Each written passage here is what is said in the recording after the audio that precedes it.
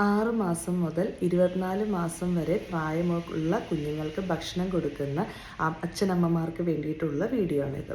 പലപ്പോഴും നമ്മൾ OPയിൽ പറയുന്നത് കേൾക്കാറുണ്ട്, കുഞ്ഞിന് അത് മാത്രമേ ഇഷ്ടമുള്ളൂ, ഞങ്ങൾ അത് മാത്രമേ കൊടുക്കാറുള്ളൂ. അങ്ങനെ നമ്മൾ മനസ്സിലാക്കേണ്ട കാര്യം, വിവിധ ഗ്രൂപ്പുകളിലുള്ള ഭക്ഷണ സാധനങ്ങൾ കുഞ്ഞുങ്ങൾക്ക് കൊടുത്തു തുടങ്ങിയാലാണ് കുഞ്ഞുങ്ങൾ എല്ലാ സാധനങ്ങളും കഴിക്കുകയുള്ളൂ.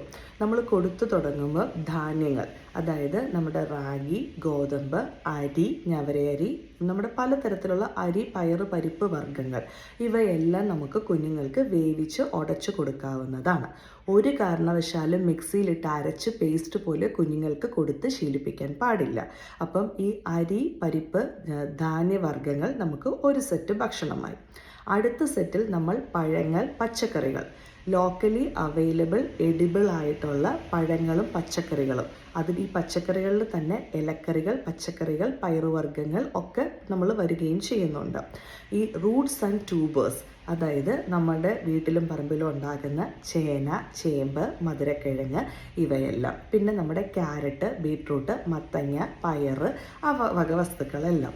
പിന്നെ നമ്മുടെ വീട്ടിൽ ഉള്ള പഴങ്ങൾ, അതിപ്പം ഏത്തപ്പഴമാകാം, റോബസ്റ്റയാകാം, ചെറുപഴമാകാം, പൂവമ്പഴമാകാം, ഞാലിപ്പൂവനാകാം, വെറൈറ്റി ഓഫ് പഴങ്ങൾ നമുക്ക് മാറ്റി മാറ്റി കൊടുക്കാൻ സാധിക്കും. പിന്നെ മാമ്പഴത്തിൻ്റെ സീസണിൽ മാമ്പഴം, മംഗോസ്റ്റിനോടൊപ്പം mangosteen, there are lot of varieties of food items നമ്മുടെ അടുത്ത്. ഇങ്ങനെ നമ്മൾ വെറൈറ്റി ഓഫ് ഫുഡ് ഐറ്റംസ്, അതായത് പല തരത്തിലുള്ള ഭക്ഷണ സാധനങ്ങൾ കൊടുക്കുമ്പോഴുള്ള ഗുണം എന്താ?